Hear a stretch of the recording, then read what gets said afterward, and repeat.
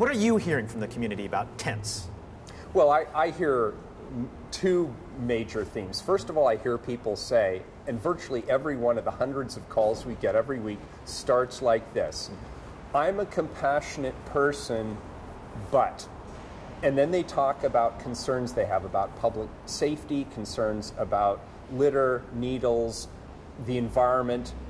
So there's this dynamic tension between people's desire to help the people living on the streets and acknowledging that we have a humanitarian crisis and that there's a lot of very vulnerable people living on the streets, but balancing that against their very real concerns about what's happening to the environment around them. Of all the concerns you hear from the community, how would this one rank?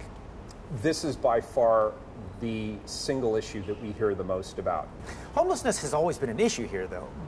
Why is it? What is it about the tents that brings out this level of conflict and this this dynamic from the community? You know, our city has been inconsistent and I would even argue ineffective in addressing the tent issue, focusing narrowly on that.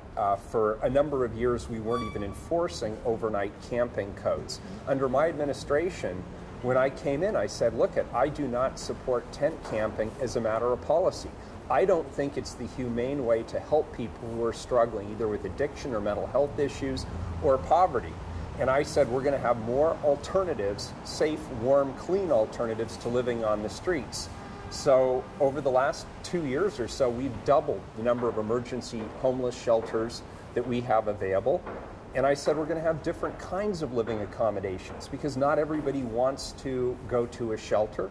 So we created innovative solutions like the Kenton Women's Village, which is a tiny house village in Kenton that was sponsored by and supported by nonprofits as well as the neighborhood itself.